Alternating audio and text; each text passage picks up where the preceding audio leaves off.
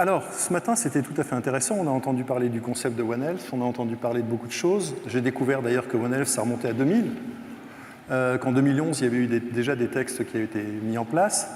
La question, c'est comme tout citoyen français que je me pose, c'est, attendez, entre 2000 et 2021, quand j'écoute Philippe Vermersch, qui est président d'un syndicat de médecins, il interroge sur One Health, et les médecins ne savent pas. Si je parle au niveau du grand public, ils ne savent pas. Alors, la question que j'ai envie de vous poser à tous, c'est qu'est-ce qu'on fait maintenant pour déclencher, être véritablement dans la dynamique de construction concrète, engager les citoyens, engager les professionnels de santé, engager les agriculteurs, comme le disait Julien de Normandie tout à l'heure, mais faire en sorte que ça devienne une vraie réalité, surtout qu'on a le président de la République qui annonce la création d'une agence d'innovation santé, on a Madame von der Leyen qui annonce la création de HERA, donc il y a beaucoup de choses qui se préfigurent encore. Et la première question que j'ai envie de vous poser, Sylvie Briand, c'est OK, qu'est-ce qu'il faut qu'on fasse maintenant? Quel est le problème qui fait que concrètement on ne passe pas à l'acte? Parce que quand on a préparé cette table ronde, vous m'avez dit quelque chose qui m'a un peu inquiété, c'était on a une crise mineure par an et une crise majeure tous les 2 ans, c'est ça?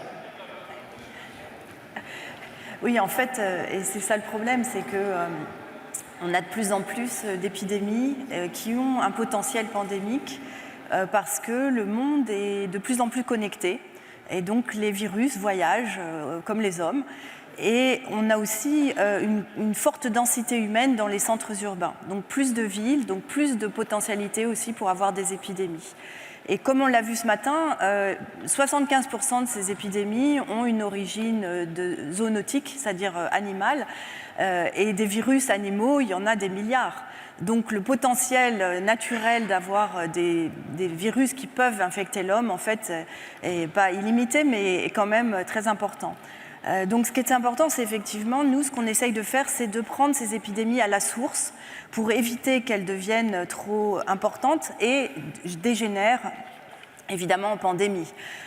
Et donc c'est ce qu'on arrive à faire la plupart du temps parce qu'on a mis en place maintenant des systèmes qui sont basés sur les nouvelles technologies où on screen toute l'information qui est sur Internet, en particulier venant des médias, avec des mots-clés, et ce qui nous permet de détecter des signaux. Donc on a à peu près 3000 signaux par mois. Sur ces 3000 signaux, on en sélectionne à peu près 300 qu'on étudie avec plus d'assiduité, disons. Et sur ces 300 signaux, en général, on en retient 30 par mois qui nous permettent, où on fait vraiment une vérification auprès des pays ou des intervenants qui sont sur le terrain. Et ça nous permet en fait de détecter les épidémies à leur tout début et donc de réagir aussi plus rapidement. Mais évidemment, parfois, et c'est ce qui s'est passé avec Covid-19, même si l'épidémie a été détectée très tôt, en fait, les pathogènes respiratoires, le problème, c'est qu'ils se transmettent très, très rapidement. En particulier, quand ça se passe dans une ville, une grosse ville comme Wuhan, c'est difficile. Et donc, au moment où on détecte que quelque chose d'anormal est en train de se passer, en général, le virus est déjà passé dans un autre pays, dans une autre province, et donc on lui court après pendant quelque temps, avant de pouvoir effectivement être en avance sur le virus et pouvoir l'empêcher d'aller plus loin. Et donc ces systèmes de surveillance, en fait, sont très importants. Et c'est important surtout qu'ils soient faits à l'interface homme-animal, parce que souvent, avec ces maladies-là, la maladie commence chez les animaux. Alors malheureusement, beaucoup de pathogènes épidémiques ne provoquent pas de maladie chez les animaux. C'est par exemple la grippe aviaire H7N9, par exemple, ne provoquait pas de maladie chez les poulets, donc très difficile à détecter. Mais pour H5N1, là, les poulets tombaient malades, donc on voyait les épidémies chez les poulets, et ça permettait tout de suite d'anticiper que peut-être il y aurait bientôt des cas chez les hommes. Alors après, ce qui va nous intéresser vraiment, c'est comment l'information va passer de Sylvie Briand, OMS, à Aurélien Rousseau quand il était directeur général d'ARS, et d'Aurélien Rousseau avec sa responsabilité territoriale et les différents professionnels de santé qu'il manage, qu'il anime sur le terrain, avec les ressources hospitalières en particulier. Comment, Aurélien, je vous pose la question, comment vous faites pour, sur le terrain, justement, dispatcher l'information, mettre on va dire, les troupes en ordre de marche pour que ça fonctionne? Merci d'abord. Et donc, oui, c'était une expérience inédite qui est terminée depuis quelques semaines, mais je peux en dire un mot. Je pense qu'il y a un mot que Sylvie Briand a employé, c'est l'interface. Les autorités sanitaires, elles doivent être en permanence garantes du fait que les interfaces fonctionnent et que de l'autre côté, mais je vais y revenir, les coalitions se mettent en place. Parce que sur le premier point, moi je ne crois pas vraiment qu'on parviendra à faire un magnifique jardin à la française d'organisation administrative et politique correspondant à la volonté globale de One Health. Parce que, y compris, mais Dominique ou Benoît le diraient mieux que moi, l'histoire de la constitution des agences, elle vient aussi de trous dans la raquette ou d'angles morts qu'on a vus dans les 20 dernières années. Mais donc, le boulot sur le terrain, c'est que le citoyen, on ne le laisse pas seul face à cette complexité, que ce ne soit pas lui qui soit amené à aller chercher, à faire le lien. Donc ça suppose effectivement que nous, avec un dispositif de veille, avec les fameux éléments de langage, on arrive à restituer ce qu'on sait. Et je crois que cette crise, elle nous oblige aussi à quelque chose qui est encore plus difficile quand on est autorité, comme l'intitulé de l'atelier le dit, elle nous oblige à dire aussi ce qu'on ne sait pas. Et je pense que la crise du Covid, parce que moi je continue à dire le Covid, parce que je n'ai pas compris l'empressement à féminiser ce terme, la crise du Covid, elle nous a forcés à des moments, alors même qu'on est en position d'autorité, c'est vrai modestement pour un fonctionnaire, ça l'est encore plus pour un ministre ou un président de la République, à dire il y a des choses qu'on ne sait pas et on vous dira quand on les saura. Et ça, je pense que dans la dynamique One Health, cette idée de dire on assume l'incertitude, on assume le contre-pied, on assume le fait de ne rien pouvoir dire de définitif, c'est quelque chose qui est assez contradictoire avec notre système institutionnel, mais qu'il faut qu'on arrive à porter. Et le deuxième point sur le terrain, mais il n'y a pas d'un côté le terrain et de l'autre, tout ça était quand même dans la crise, on était tous j'allais dire, vous allez dire, un psy se régalerait, je vais dire, on était tous emmêlés, mais c'était en deux mots. On était tous dans une mêlée et on poussait collectivement. C'est que la condition pour que ça fonctionne, et celle-ci, alors qu'elle a été écrite 25 fois, je pense que la crise a été une espèce de révélateur, c'est qu'on fonctionne en coalition. Moi, quand en mai 2020, on monte les premiers centres de dépistage au pied des tours à Clichy-sous-Bois, il y a l'assurance maladie qui est là, parce qu'il faut pouvoir ouvrir les droits immédiatement à des gens qui n'ont pas de droits ouverts. Il y a le préfet qui est venu, parce qu'on ne sait jamais comment ça se passe. Il y a le maire qui nous a fourni les tentes. Il y a l'assistance publique Hôpitaux de Paris qui est venue pour cette première expérience faire les prélèvements. Il y a l'ARS, il y a le conseil départemental, parce qu'il y a des bus qui vont aller ramasser. La coalition, c'est une des conditions. Ça suppose pour les autorités sanitaires d'accepter l'idée qu'elles ne peuvent plus rien toutes seules. Et qu'entre l'action, l'information, etc., il faut qu'on embarque. Il faut qu'on soit crédible. Et la crédibilité, elle passe par le fait de dire, encore une fois, j'y reviens, ça je sais pas, là j'ai besoin de vous. C'est pas vrai qu'on peut faire tout seul. Même dans cette France très centralisée encore, on a besoin d'embarquer tous les acteurs. C'est un très beau message. J'espère que quand on sera dans le nouveau monde, c'est-à-dire celui d'après la crise, mais quand j'écoute Sylvie, je pense que le nouveau monde, il n'est pas pour demain, parce qu'on va enchaîner sur une crise supplémentaire. Au moins, on aura peut-être appris que travailler ensemble, c'est bien, casser les silos, c'est pas mal. Et alors, ça me donne une transition toute trouvée pour Benoît Vallet. Benoît Vallet, vous êtes président de l'ANSES en particulier, nonobstant votre rôle à la tête de l'ARS des Hauts-de-France. J'ai été très surpris parce qu'en travaillant sur cette table ronde, j'ai un peu la prétention d'avoir travaillé depuis longtemps dans le système de santé français, mais j'ai appris qu'il y avait deux structures que je ne connaissais pas, deux acronymes d'ailleurs, on adore ça. des acronymes dans le système de santé français. Un qui s'appelle le CASA, et pas la CASA, donc qui est le comité d'animation des agences sanitaires, des systèmes d'agences. Système d'agence. Ce qui fait qu'il faut quand même être sorti de Sciences Po pour comprendre ce que c'est qu'un système d'agence. Mais ça, c'est autre chose. Et puis le deuxième, qui est un comité interministériel sur la santé. Et j'aurais tendance à vous demander, en fin de compte, est-ce que ces structures fonctionnent? Est-ce qu'elles ont fonctionné entre elles? On peut s'étonner aussi que Santé publique France ait parlé la langue des signes absolument pendant tout le temps, puisqu'on ne l'a pas entendu. Donc, qu'est-ce qui fait qu'on va faire demain un système qui soit un système cohérent, qui vous permette sur le terrain de pouvoir embarquer en coalition les acteurs, de passer des informations simples, dans un contexte en plus, qui est un contexte extrêmement particulier. Si vous faites de la lutte anti-antivax, vous en apercevez, c'est que les réseaux sociaux sont en train de désinformer absolument tout le monde. Absolument, merci beaucoup pour cette introduction. C'est le plaisir d'être avec quelques personnes que je connais bien et c'est toujours agréable de pouvoir échanger ensemble sur des sujets qui nous touchent. Je pense que le ou la Covid nous a introduit de manière importante vers la question du One Health. Et les acronymes que vous avez indiqués ont été très actifs pendant cette crise Covid, à l'exception peut-être du comité interministériel pour la santé, mais je vais y revenir. Concrètement, aujourd'hui, il y a 3 acronymes, ANSES, CASA, SIS, qui favorisent la politique One Health au niveau national, la politique de santé One Health, et qui, quelque part, articulent les différents acteurs, puisqu'il y a beaucoup d'acteurs qui sont concernés quand on parle de One Health, puisque One Health, en fait, c'est de l'intersectorialité et, par définition, de l'interministérialité. Premier acronyme, l'ANSES, donc qui est l'Agence nationale pour la sécurité environnementale, la santé au travail et la santé alimentaire. L'acronyme, d'ailleurs, n'est pas exactement explicite et on ne retrouvera jamais les mots-clés à l'intérieur de la définition de l'acronyme, mais peu importe.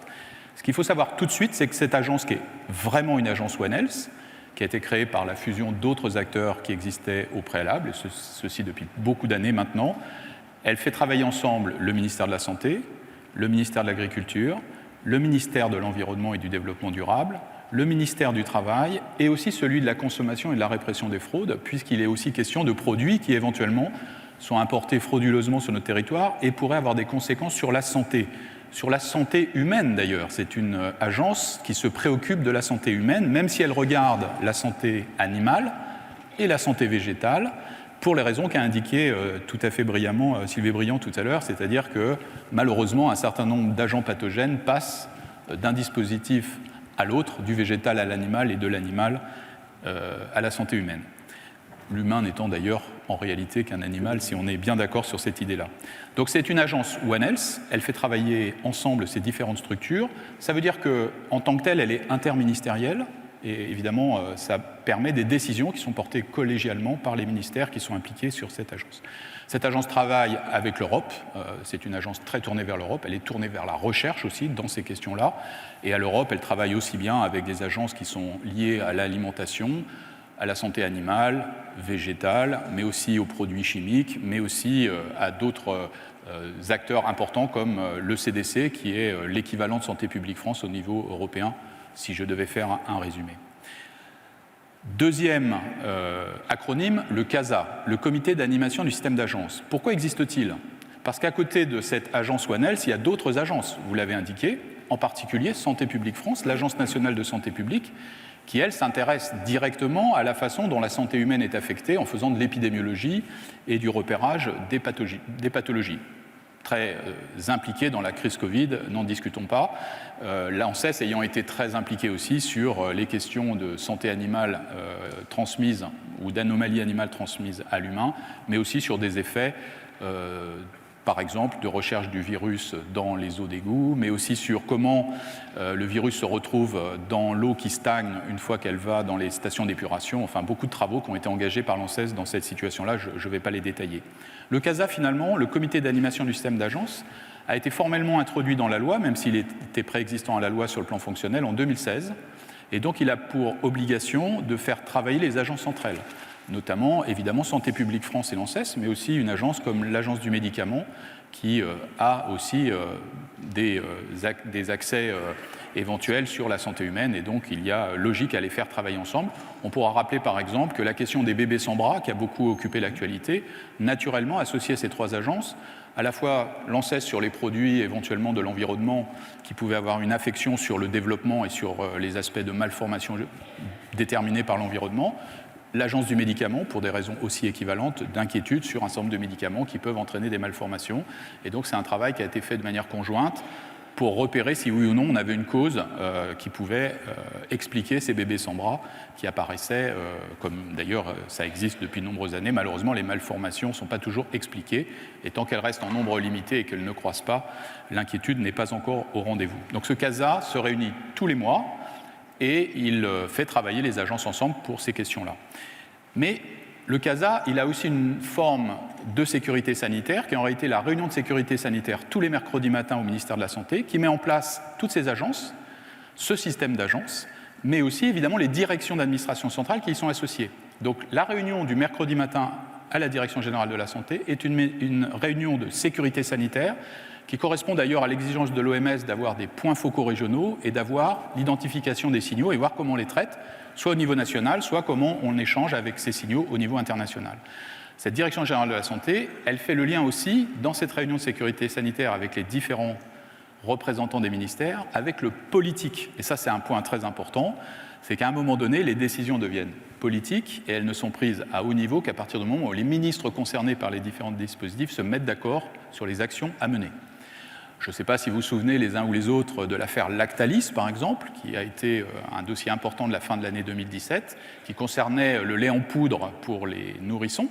C'est un dossier qui a concerné l'agriculture, qui a concerné la santé, bien évidemment, mais aussi la consommation et la répression des fraudes, et aussi, in fine, non seulement le ministre de la Santé, mais aussi le ministre de l'Économie, qui a finalement prononcé l'arrêté de production sur l'usine de Craon du lait en poudre, le temps que la salmonelle, puisque c'était un problème identifié en matière de bactéries, soit arrêté dans cette usine, sachant que le repérage avait été fait à l'époque par Santé publique France de la connexion qu'il pouvait y avoir entre les différents sites, ce qu'on appelle un bruit faible dans différents endroits de la France par rapport à cette question de la salmonelle. Donc une question ministérielle. Et donc on en vient au troisième acronyme, qui est le Comité interministériel pour la santé, créé par un décret en juillet 2014, à l'époque où j'étais à la direction de la santé, et qui a trouvé sa place dans la loi de 2016, pour participer à l'élaboration d'une stratégie nationale de santé, qui par vertu est interministérielle. Quand on parle de prévention, c'est un domaine qui est intersectoriel et où beaucoup d'acteurs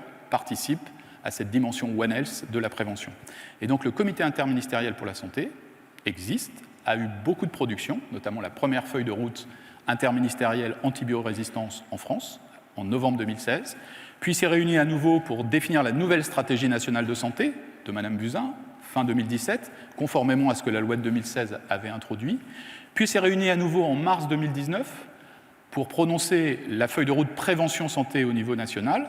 À chaque fois, c'est le Premier ministre de la France qui pilote la feuille de route avec l'ensemble des ministres concernés par cette feuille de route interministérielle One Health.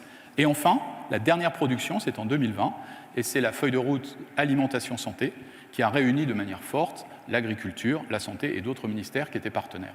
Donc le comité interministériel pour la santé produit et produit bien, et avec un objectif qui est celui de la santé, une seule santé. Les antibiotiques, par exemple, typiquement, touchent à la fois la flore, parce qu'ils s'y déposent, le cas échéant, au niveau du terrain des produits, mais aussi la santé animale, etc. Pour la crise Covid, il n'a pas été utilisé. Peut-être aurait-il pu l'être, mais ça reste une question posée de ma part. Voilà donc trois acronymes essentiels qui montrent qu'aujourd'hui, One Health, c'est un concept qui a une réalité, une matérialité et une opérationnalité dans le pays qui est le nôtre. Merci beaucoup, Benoît Vallée, pour ces précisions. Je vais me tourner tout de suite vers Ivo Claesen. Bonjour, merci d'être avec nous, d'un peu loin, mais c'est toujours un plaisir. Le rôle de l'EMA dans cette construction de One Health, c'est surtout, encore une fois, pas tant sur les missions de l'EMA, parce que ça, je crois que dans la salle, on les connaît tous, mais surtout sur la façon dont l'EMA va se mettre en ordre de bataille avec les autres agences pour faire en sorte que One Health fonctionne. Thank you very much for inviting us and giving us us the floor, and I have to apologize on behalf of Emer Cook, who was going to be here, but she's currently, I think, at the starting meeting of HERA. Là, le son est insuffisant pour qu'on puisse traduire. Which is, part of the One Health, I think, initiatives in the union as well. Des initiatives One Health. The mission of the European Medicines Agency is to La provide mission de l'Agence européenne des médicaments, c'est de donner une base concrète à la santé humaine et à la santé vétérinaire. Et One Health est intégré.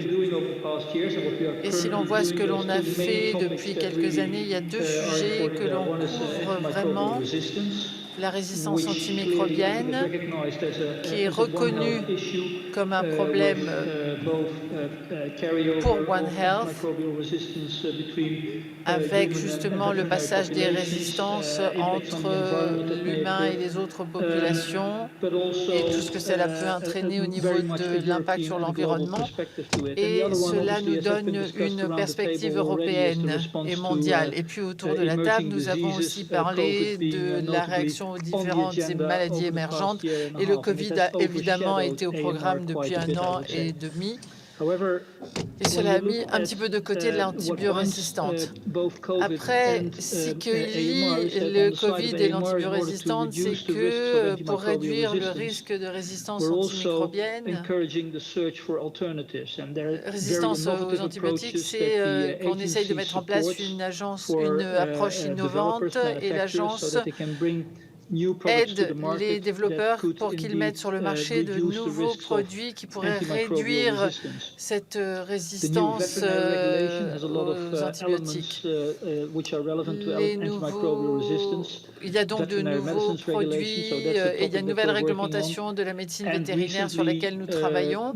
Et plus récemment, la Commission a demandé aux agences de commencer à travailler dans un cadre de collaboration pour développer des programmes de collaboration qui permettraient de réduire le risque de résistance aux antibiotiques.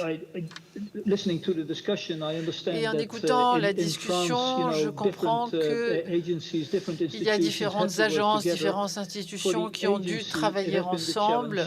Et pour les agences, ça a été un véritable défi dans une telle situation de mettre en œuvre une collaboration avec des États membres, avec la Commission, avec différentes agences pour accélérer la réaction, la réponse et soutenir le développement et l'accès.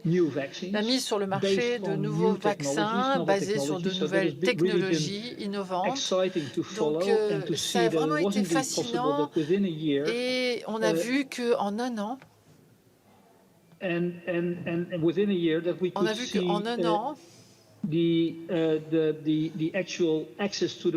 l'accès sur le marché aux nouveaux vaccins et aux nouvelles technologies était possible. Et puis le travail aussi sur les antiviraux va continuer pendant quelque temps déjà, pendant quelque temps encore. Il en résulte que cette façon de travailler en collaboration au sein de l'Union a montré l'apparition d'une autorité qui s'occupe des antibiorésistances, et les agences, la CDC, l'ERA, etc., doivent commencer à travailler ensemble pour se préparer. En outre, l'agence a reçu un mandat étendu, donc des tâches supplémentaires, et ces tâches supplémentaires ont à voir avec la réactivité et surtout le fait d'affronter les carences pendant les périodes de crise. Et la seule façon dont nous pouvons le faire, c'est en collaborant de manière très claire avec les autres agences et avec les États membres. Et la discussion dans laquelle je participais, désolé si je suis arrivée un petit peu en retard, montre la complexité de ce débat. pas, car on peut toujours discuter de la façon dont c'est organisé en France et de la façon dont ces agences travaillent en collaboration, mais nous avons les mêmes difficultés en fait avec tous les autres États membres. Et pour nous, c'est extrêmement ardu d'avoir une approche européenne qui soit à la fois basée sur l'approche scientifique, sur des recommandations, et qui aille un petit peu au-delà en fait de ce qu'est notre mandat, parce qu'à la base, notre mandat, c'était de garantir la sécurité et l'efficacité des produits qui étaient mis sur le marché, mais il existe tellement d'autres questions, par exemple l'utilisation des vaccins dans l'environnement européen. Est-ce que l'on va ou pas demander des injections de rappel, et y aura-t-il des exceptions pour les gens qui ont un système immunitaire affaibli, qui auront peut-être besoin d'injections supplémentaires? Il va falloir travailler avec les autres agences et ainsi qu'avec les experts des États membres pour parvenir à une conclusion. Voilà, c'est là que je m'arrêterai pour l'instant. Merci beaucoup, c'était tout à fait passionnant. C'est vrai que la complexité du système français, on l'imagine multiplié par 27, ça va faire beaucoup. Et si vous vous retrouvez dans ce millefeuille dans lequel déjà les institutions ont du mal à se retrouver, imaginez pour les professionnels de santé, imaginez pour les chambres d'agriculture, imaginez pour un certain nombre d'acteurs, et puis imaginez simplement, et Aurélien en parlait tout à l'heure, pour les élus locaux, quand on est en responsabilité dans une commune et qu'il faut expliquer ce que c'est que la mise en place d'une stratégie de masque ou de tests ou de vaccins, si on n'a pas l'information qui descend justement jusqu'à nous, c'est extrêmement complexe à gérer au niveau d'une population et ça peut déclencher des effets extrêmement néfastes. Alors justement, comment Dominique Le Guiludec, la HAS, peut contribuer à One Health? Et la deuxième partie, c'est quel souhait vous feriez pour que la contribution soit la plus efficace possible, la plus fluide, et puis aboutisse concrètement à des choses qu'on puisse présenter non seulement à tous les gens qui sont ici, mais aussi à 66 millions de Français sur le terrain. Alors, je dirais que les agences comme la Haute Autorité de Santé font beaucoup déjà dans le domaine de One Health, même si elles le font peut-être pas assez savoir. D'abord, elles sont très très intéressées, elles suivent de près tout ce qui se passe au niveau européen et international. Le plan de travail pour la santé européenne 21-27 est extrêmement important pour nous. Évidemment, la création de l'ERA, mais aussi les nouvelles missions de l'EMA ou de l'ECDC qui ouvrent des nouvelles opportunités d'interaction et qui quand même présagent un changement de paradigme.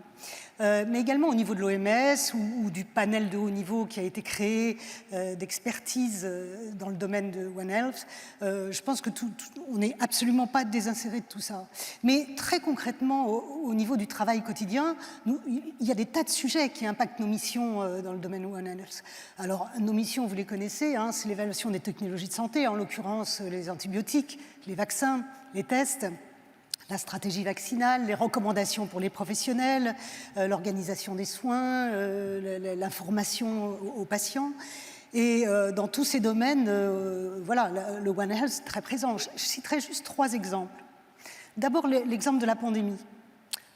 Ces institutions qu'on disait très longues, elles ont travaillé, et en tout cas la Haute Autorité s'est alignée pour travailler extrêmement vite pendant cette pandémie, et pour pouvoir conseiller les pouvoirs publics, pour pouvoir aider les professionnels, informer les patients, en se basant dans la transparence, dans l'indépendance, sur les connaissances au fur et à mesure qu'elles bougeaient, c'est-à-dire la recherche clinique, mais aussi les données en vie réelle, et en élaborant de la connaissance, en co-élaborant de la connaissance au fur et à mesure avec une évolutivité permanente de cette connaissance.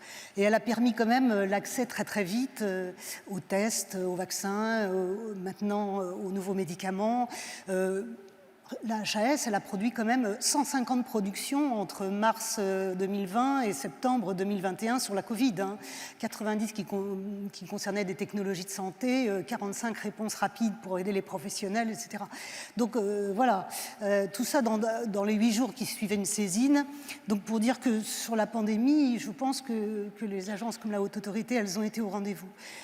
Mais il y a d'autres domaines, évidemment. Je citerai, et c'est très important, celui de l'antibiorésistance, où nous participons de façon forte au plan national de lutte contre l'antibiorésistance. D'abord sur 2 items principaux, la réduction de l'incidence des infections et puis la bonne optimisation de l'utilisation des antibiotiques. Alors comment?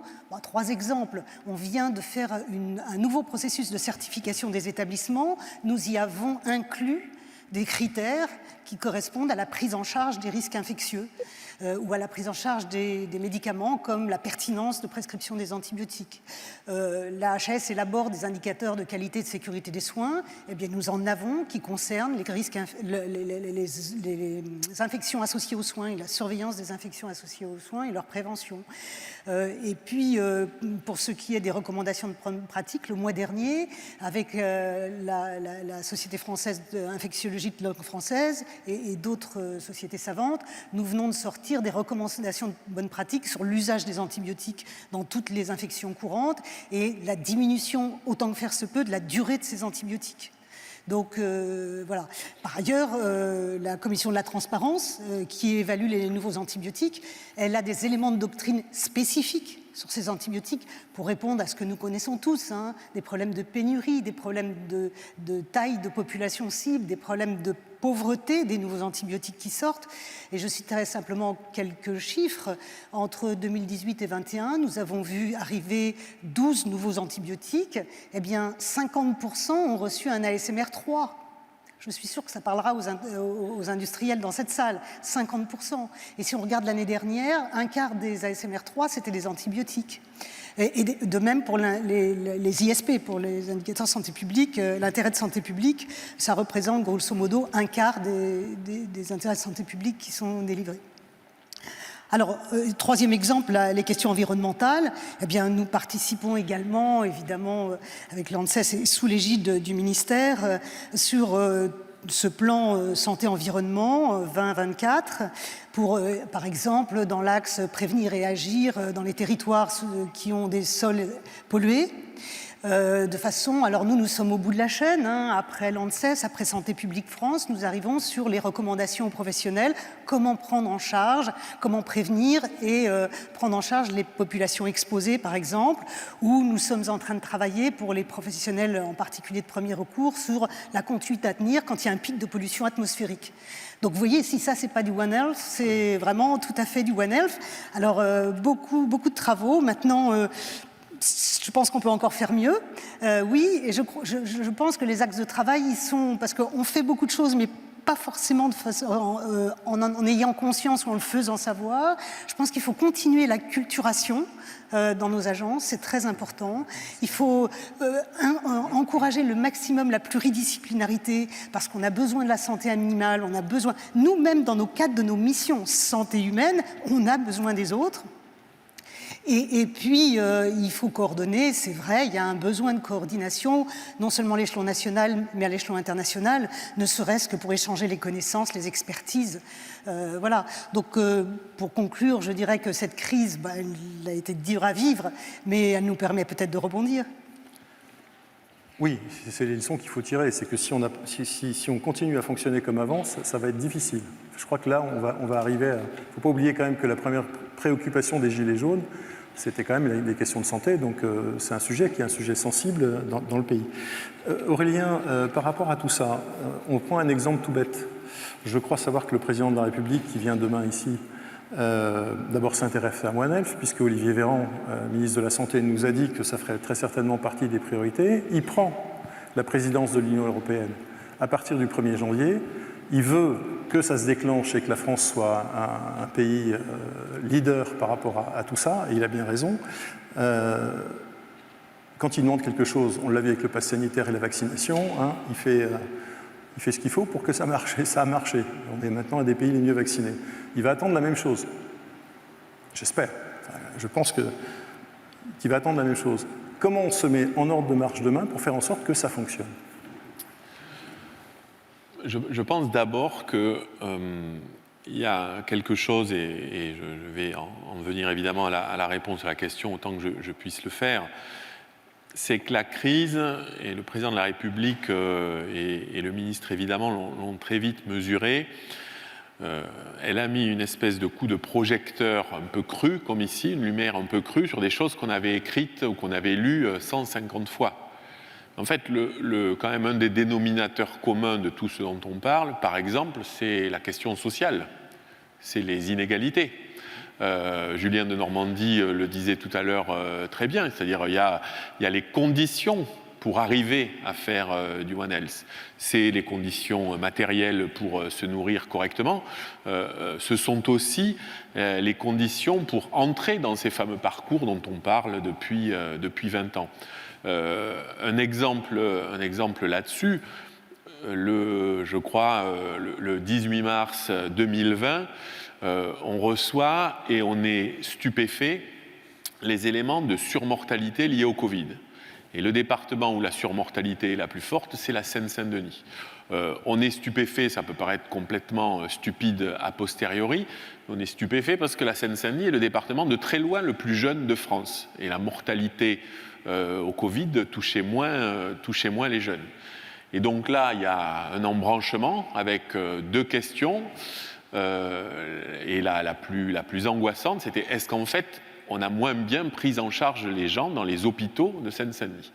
Et donc on fait immédiatement, on lance une étude pour comprendre, et en fait, on s'aperçoit que les gens sont morts avant l'hôpital.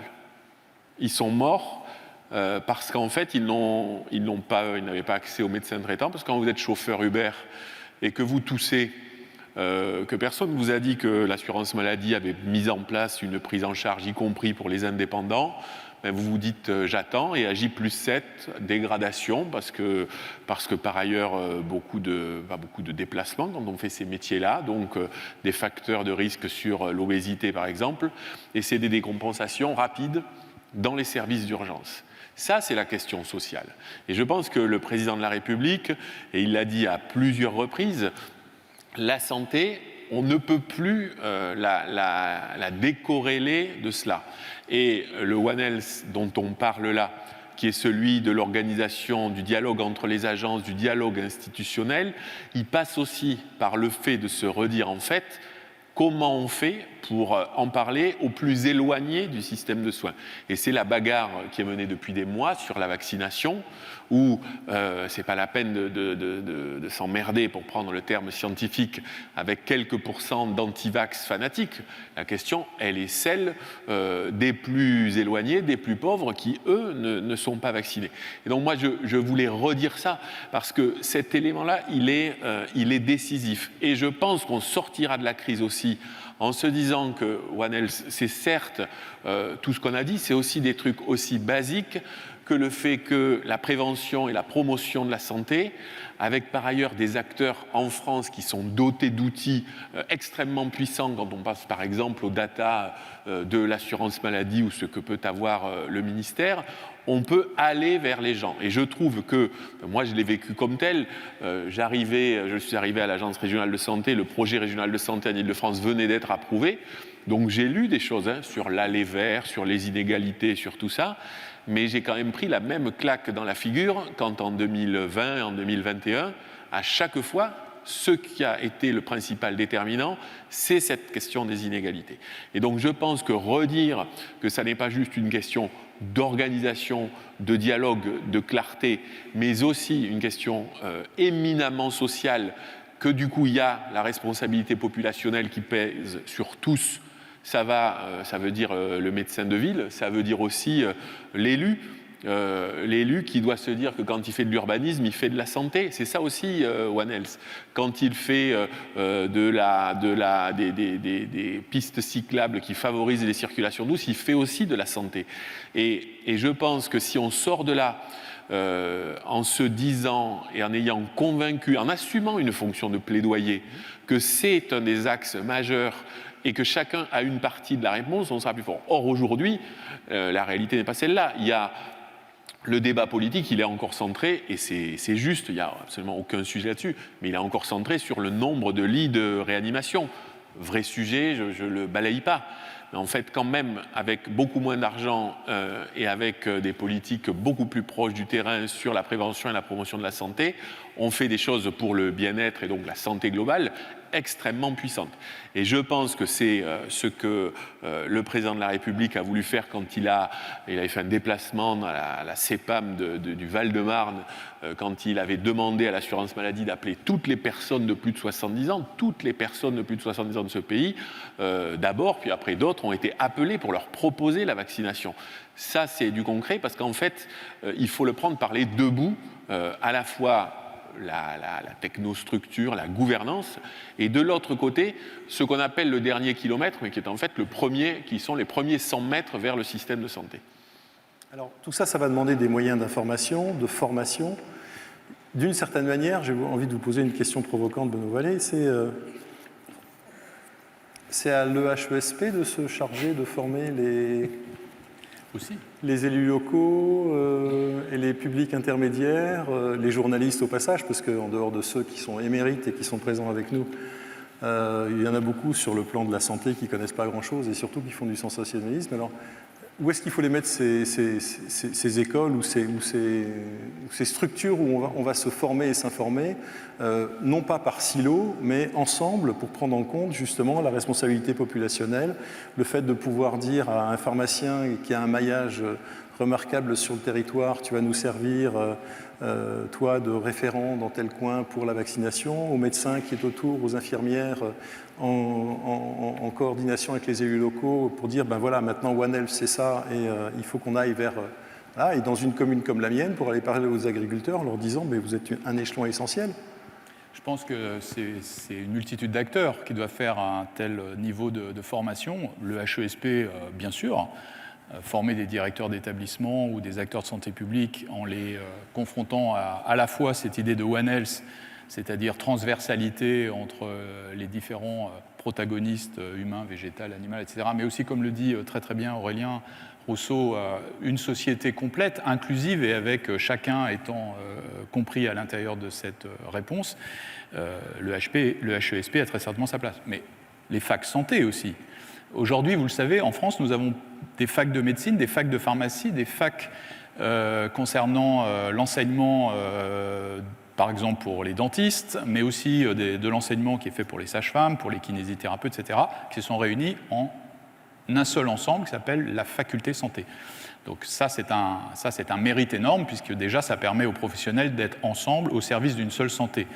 Encore faut-il les former pour une seule santé. Et donc là, il y a de la formation maintenant certainement incrémentée pour savoir ce que veut dire une seule santé, et en particulier en reprenant sans doute un certain nombre d'éléments qu'on a déjà développés à l'instant.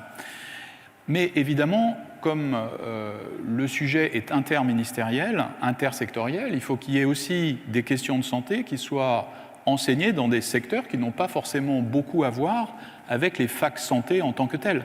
Donc le progrès qui a été fait dans le domaine de la transversalité santé, il faut aussi apporter des capacités de formation dans d'autres secteurs. C'est sans doute une des missions qu'on a aussi à penser pour la formation de ceux qui deviendront des futurs leaders dans ce pays et qui auront une responsabilité santé. Aurélien l'a dit, si on diminue la vitesse des voitures dans les villes et qu'on passe à 30 km/h ou moins, les vélos commencent à apparaître parce que ça devient effectivement compétitif de faire du vélo dans une ville où la vitesse a beaucoup diminué. Mais encore faut-il que ceux qui en ont la responsabilité se rendent compte qu'au fond, en participant à cela, ils touchent à la santé. Donc cette formation-là, à mon avis, il faut la mettre dans les politiques publiques, parce que sinon ce sera toujours très difficile que le comité interministériel pour la santé fasse œuvre utile en faveur de la santé si les personnes autour de la table, dans leur parcours de formation, ne se sont pas rendues compte ce qu'était la santé. J'y ajouterai, et ça fera un panel complet sur les enjeux de formation pour nous tous aujourd'hui, j'y ajouterai aussi ce qu'est l'environnement, parce que la réalité de la situation que nous vivons est que les questions d'environnement qui touchent à la santé, c'est-à-dire qu'on se préoccupe de l'environnement parce que la planète est affectée et que par effet d'incidence, la santé l'est aussi, la santé humaine ou animale ou autre. Et donc les questions d'environnement doivent répondre à peu près à cette logique-là aussi, sinon elles ne seront pas appropriées par les acteurs qui sont censés transformer les politiques publiques en faveur de quelque chose de plus durable et de plus favorable à la santé. Donc cette question de la formation à ces questions aussi bien d'inclusion sociale, mais aussi de toutes les dimensions qu'on a évoquées autour de la table, est vraiment une question fondamentale pour aller vers demain.